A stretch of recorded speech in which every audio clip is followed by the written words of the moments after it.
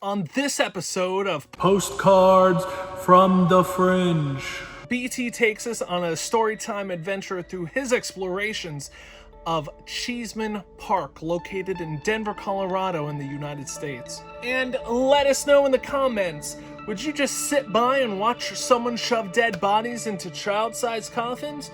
Or would you call the cops? Dig up that like button and subscribe to support and watch more videos like this at www.DeathScienceTV. And now, for this evening's postcard. You know, for a city with such a sunny reputation, Denver sure is fixated on death. Like, rolling through the town, you'll see a lot of the Thanatos themes, you know.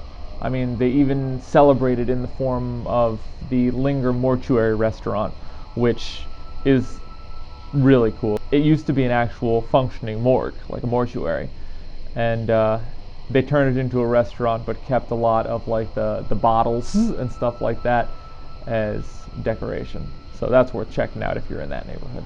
But you can't miss it. It's next to the giant milk bottle.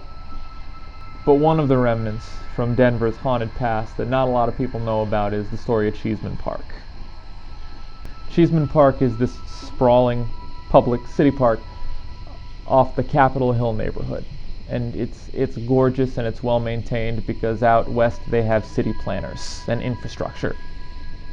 So cities like Denver are full of these big green spaces and clean air and dogs and roads that make sense, sidewalks you can actually walk on, and it's always been a very stark contrast for me because I'm obviously an East Coast boy, you know. I live in Philadelphia, so you can imagine my dismay upon returning home.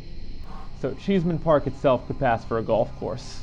It's just like so big and hilly and green and beautiful. The only thing that's stopping it from being a golf course is all the trees, but they're big, gorgeous trees, and there's dogs everywhere, and it was great. So you would never suspect that there were that many bodies laying under it. Let me break it down. It used to be called the Prospect Hill Cemetery. It was a federal acquisition that just kept growing larger as the city grew larger and more people just kept stubbornly insisting on dying. So the cemetery just kept getting wider and wider and wider. And soon the cemetery started getting broken up into its own little neighborhoods. You know, there was segregated along ethnic lines, but also there were areas of the cemetery that were specifically for Freemasons and other areas that were just for a fraternal order called the Odd Fellows. So some sections of the cemetery were really well maintained and others were just kind of abandoned, you know, neglected. And there were no caretakers to bother with it, so they just went to ruin. So a senator named Henry Moore Teller decides that this gigantic cemetery would be better used as a public park. He passes the idea up to Congress. Congress okays it. He proceeds to name the park Congress Park. We're kiss ass. Senator Teller gives the denizens of Denver 90 days to exhume the bodies and move them. And those who had the money did, but most did not have the money. That's sort of a frivolous expense, you know, especially since it was so arbitrary. Just all of a sudden the government decides, this isn't a cemetery anymore, get out. And the cemetery is right there in central Denver, so most of the bodies are people who can't afford to be buried anywhere else, anywhere they want to, you know, criminals and the poor, just kind of shoved into the ground. No one's going to come play musical chairs with their remains. So here's where it gets good. In 1893, the city of Denver, in its infrastructural dedication, hires an undertaker to take care of what's left of the bodies under the park. This undertaker's name is E.P. McGovern, and the contract says that each of these bodies has to be given a fresh coffin. And that's it. Now, at the time, coffins went for about $1.90 each. But our boy, he finds a loophole. E.P. McGovern realizes that if he could get these discount child's coffins for much cheaper than the $1.90 that adult coffins are going for, he can still fulfill his contractual obligation and make a killing. So E.P. McGovern stocks up on 3.5-foot coffins, and he throws up a fence around the park so no one can see what he's doing. And he proceeds to dig up these bodies and just chop them up into pieces, and he's trying to shove as many of these pieces as he can fit into each of these 3.5-foot coffins. The fence did nothing to discourage people from witnessing this butchery. It became an attraction in and of itself, drawing all manner of reporters and curiosity seekers and all-purpose ghouls. So just picture this, all right? It's this beautiful public park, right? These rolling hills, because the headstones were already moved. It's just this idyllic scene, and in the middle of it is this lone undertaker with this huge stack of 3.5-foot coffins, just chopping bodies into bits and trying to shove them in, as many as he can fit. You know, just like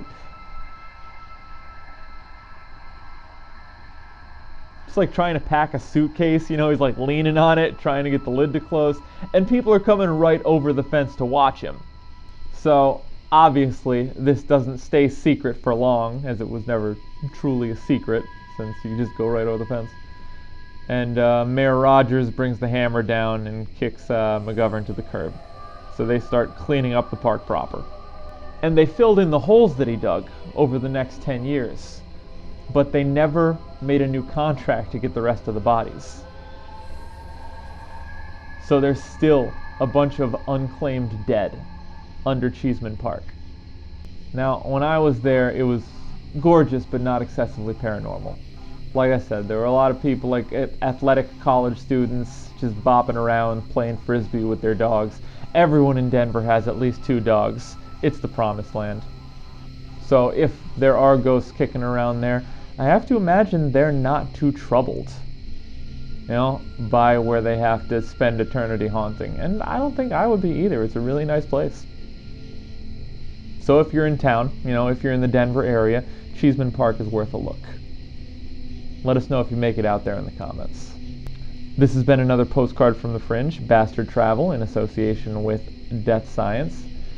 See other videos like this at www.deathscience.tv, or head to my travel blog for the whole story at www.bastardtravel.com. See you next time. Continue watching more episodes of Postcards from the Fringe.